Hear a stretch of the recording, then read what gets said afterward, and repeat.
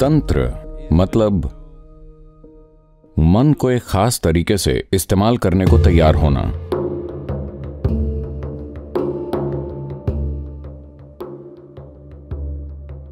तांत्रिक प्रक्रियाओं के लिए विस्तृत कल्पना शक्ति की जरूरत होती है, एक बहुत परिष्कृत स्तर की विस्तृत कल्पना, एक बहुत परिष्कृत स्तर की विस्तृत कल्पना की उस हद तक जरूरत होती है जहां वो अभिव्यक्त हो जाती है। तंत्र मानसिक प्रक्रिया को ठीक भौतिक प्रक्रिया की तरह ही बनाने की कोशिश कर रहा है, कल्पना को इतना प्रबल बनाना कि कुछ समय बाद ये भौतिक की तरह हो जाए। आप असल में कोई भूत बनाते हैं या आप भगवान बनाते हैं, दोनों ही संभव है। दोनों संभव हैं। जिस भी किस्म का रूप आप चाहें उसे आप असल में बना सकते हैं, प्रकट कर सकते हैं और उसे चला सकते हैं। पता है, मैं उस समय शायद पहली कक्षा में था, मतलब मैं 6-7 साल का था। मेरे ख्याल से मैं दूसरी तीसरी कक्षा में रहा होऊंगा और मेरा एक चचेरा भाई था, वो किसी काम का नहीं था। तो उस समय मेरे मन में, मैं जैसे अगर मैं ऐसे बैठा हूं, I can be engaged in my mind for hours on end without any communication with anybody because I'm setting up all kinds of things. तो मैं अपने मन में घंटों खोया रहता था, किसी से कोई बातचीत किए बिना, क्योंकि मैं हर किस्म की चीजें गढ़ता रहता था। तो मुझे मैसूर का चिड़ियाघर इतना पसंद था कि मैं अपना खुद का चिड़ियाघर बनाना चाहता था। तो मैंने अपना चिड़ियाघर डिजाइन किया। मैंने उसे चिड़ियाघर नहीं कहा, वो अपने आप की एक दुनिया थी जहां जानवर बंद नहीं किए गए थे। जैसे मैं चाहता था वो हर जगह घूम सकते थे। बहुत से जानवर थे और बेशक मेरे पास एक गैंडा था। तो ये लड़का, पता है, एक दिन कुछ हुआ, मेरा चचेरा भाई मेरे साथ था और मैंने उससे कहा, क्या तुम मेरे पालतू जानवर देखना चाहते हो? उसने कहा हां। तो मैं उसे अंदर ले गया।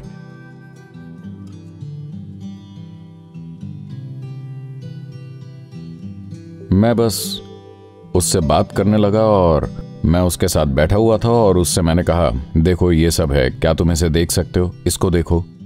वो हर दिन उसमें जाना चाहता था। 2 बार मैंने उसे जाने दिया क्योंकि उसके पास कोई ऐसी चीज थी जो मुझे चाहिए थी। उसके बाद उसके पास कुछ नहीं रहा, लेकिन वो हर दिन उसमें जाना चाहता था और हर दिन मुझे उसके साथ बैठना पड़ता था और उसे अंदर ले जाना पड़ता था। उसे इसकी लत लग गई थी। मैं ये बता रहा हूं कि ये इतना असली बन सकता है।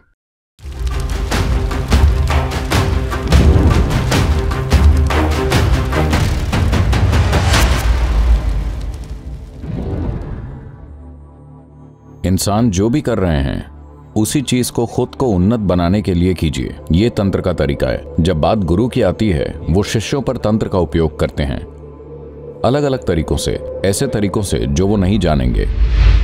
अगर आप इस तरह ऊर्जा के जरिए किसी शक्तिशाली देवता के साथ जुड़ जाते हैं, तो जो क्षमताएं उस देवता में स्थापित की गई हैं वो आपको उपलब्ध हो जाती हैं। किसी दिन आपको वैसा मेरे साथ करना चाहिए, या अगर मैं आपको आकर्षक नहीं लगता तो आप वैसा ध्यान लिंग के साथ कर सकते हैं।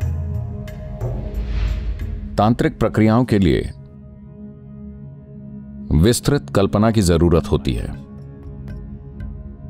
आप देखेंगे, पार्वती एक बच्चा चाहती थीं। आपके शरीर से उपकला कोशिकाएं, सामग्री के लिए पृथ्वी, आपकी अपनी ऊर्जा और आपका मन, आप उससे एक बच्चा बना लेते हैं और वो खड़ा हो जाता है। एक बार जब हम लोगों को तांत्रिक प्रक्रियाओं में दीक्षित करते हैं तो हम उन्हें अकेला नहीं छोड़ सकते क्योंकि तकनीक एक विकासशील प्रक्रिया है। तांत्रिक क्रियाओं या तांत्रिक तरीकों के साथ बदलाव नाटकीय होता है। तंत्र दीक्षाओं की एक श्रृंखला है। अभ्यास से अधिक यह दीक्षाओं की एक श्रृंखला है। जब आप उसमें गए तब आप कैसे थे, जब आप उससे बाहर आए तब आप वही व्यक्ति नहीं रहे। क्योंकि तिब्बती ऐसी संस्कृति से आते हैं जो गुह्य विद्या से तर है। वो जादू खोज रहे थे, वो चीजों को घटित करना चाहते थे। उन्होंने बुद्ध में राकिनी और डाकिनी और हर किसी को जोड़ दिया। तांत्रिक सिद्धांत में हर चीज फिट हो जाती है, क्योंकि कोई सिद्धांत ही नहीं है, सिद्धांत जोड़ लेने का है।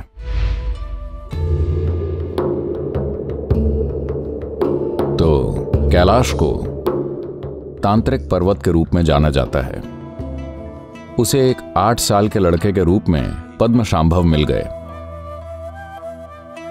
हो सकता है कि यह एक बिल्कुल अलग दायरा हो और उन्होंने अद्भुत चीजें की जो साधारण ध्यान प्रक्रियाओं के साथ कभी नहीं की गई होती।